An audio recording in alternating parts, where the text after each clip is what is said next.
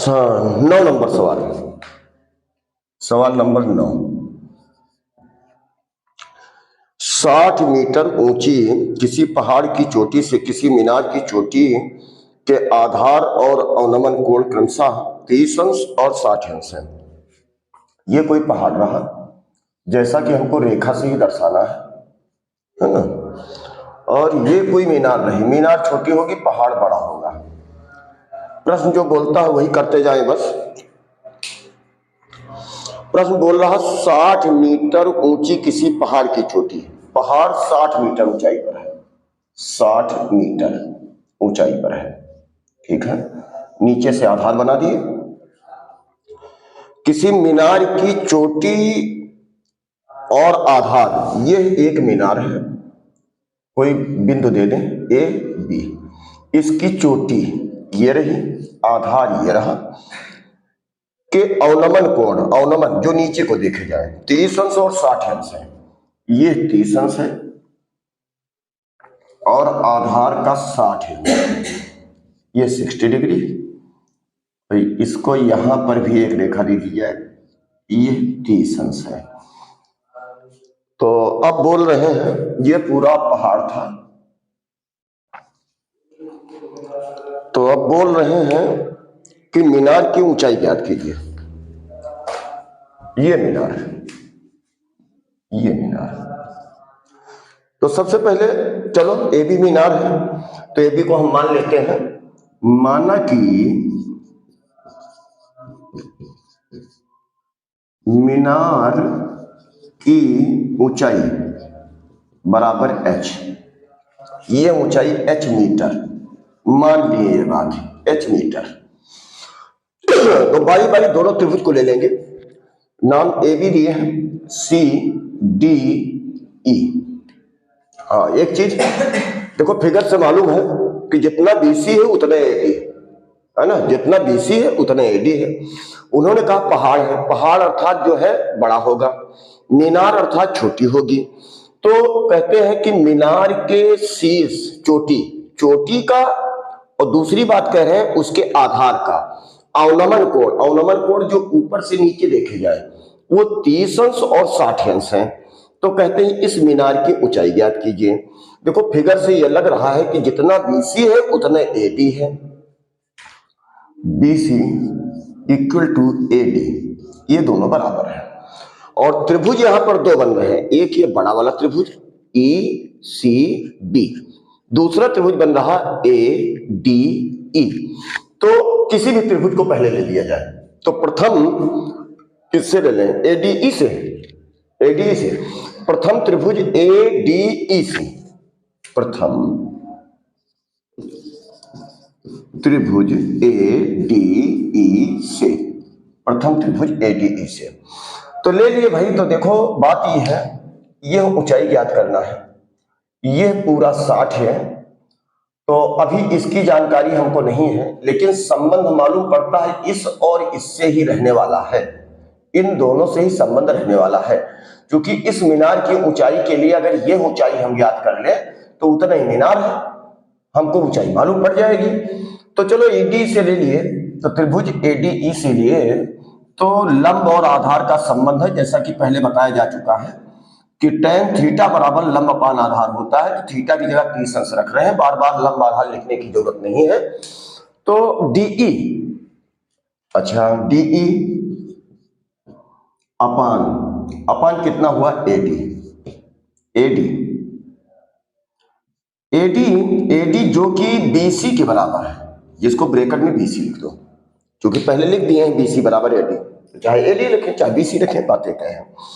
तो tan 30 अंश का मान होता है 1/√3 इक्वल टू DE, कंफर्म नहीं है अभी, और चलो DE को थोड़ा करते हैं। DE क्या है, DE क्या है, पूरा था 60 से DC हटा दिया जाए, और DC को हमने मान लिया है। देखो 60 से अगर DC को माइनस कर दिया जाए, ये DC जिसको हम लोग H मान चुके हैं, DC बराबर H, अगर इस H को माइनस कर दिया जाए तो हमें पता चल जाएगा डी कितना है। तो हम डी को कितना लिख सकते हैं भाई, डी इक्वल टू, डी को लिख सकते हैं कि पूरा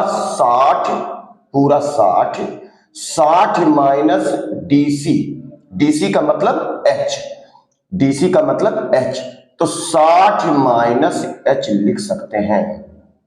ठीक है, डीई को लिख दिए 60 माइनस एच अपान बीसी, अपान बीसी, चूंकि एडी है बीसी दोनों बराबर है, बीसी बराबर एडी। तो अब ये हुआ बीसी, तो ये गुणा करेंगे, ये इसमें गुणा किया तो कितना हुआ √3 और ब्रैकेट यहां पर लगाएंगे √3, ये 60 माइनस एच, इतनी बात हुई। इसको एक काम करते हैं, यहीं पर समीकरण 1 मान के छोड़ देते हैं। अब बात करते हैं द्वितीय त्रिभुज BCE से, BCE से बात फिर वही है, सीधा फंडा, लंब अपान आधार, लंब हमको मालूम है और आधार से कोई मतलब ही नहीं है, लेकिन फिर भी ज्ञात भी नहीं करना है तो कोई मतलब नहीं है। तो कितना होगा tan 60 इक्वल टू कितना हुआ, लंब पूरा 60 है और आधार तुम्हारा BC, tan 60 का मान होता है √3 बराबर 60 अपान BC। अब देखो ये हुआ, फिर ये गुणा करेंगे माना, तो ये हुआ, इधर भी किए दे रहे हैं, BC √3 बराबर 60। तो देखो BC इक्वल टू क्या होगा 60, √3 इधर गुणा कर रहा है, इधर आएगा भाग करेगा। और हमने बोला जैसा कि पहले वीडियो में बता चुके हैं कि √3 नीचे परिमेयकरण जरूर कराना, परिमेयकरण √3 से ऊपर नीचे गुणा करा दिए भाई। तो √3 का गुणा 3, बहुत सही, 60 √3 अपान 3 एक कम 3 दूनी 6, ये निकला तुम्हारा 20 √3। अब देखो BC निकला 20 √3। अब इसमें क्या था, BC बराबर इतना था, इसमें BC बराबर इतना है। तो हम क्या करते हैं, ये समीकरण 2 नाम दे दिए, यहां BC लिख दिए इक्वल टू समीकरण 2, यहां लिखेंगे समीकरण 1 व समीकरण 2 से।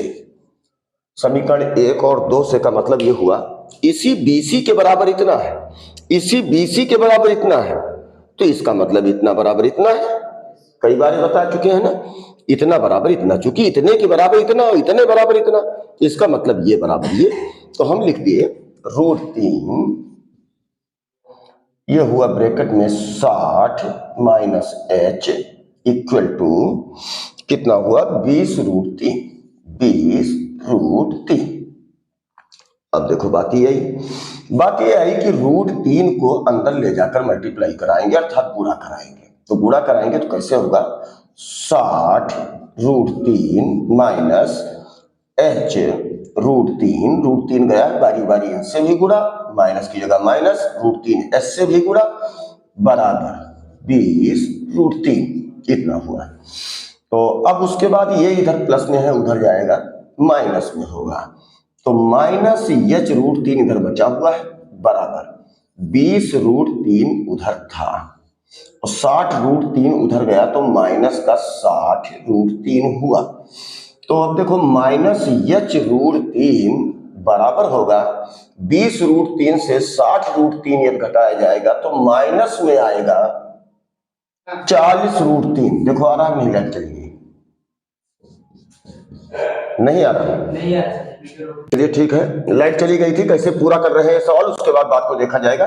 तो माइनस 40 √3, तो इधर माइनस, माइनस से माइनस कैंसिल, तो अब h इक्वल टू क्या होगा 40 √3 इधर गुणा कर रहा है, इधर आएगा भाग करेगा, तो भाग करेगा तो साफ जाहिर है √3 से ऊपर नीचे गुणा करा दिए भाई।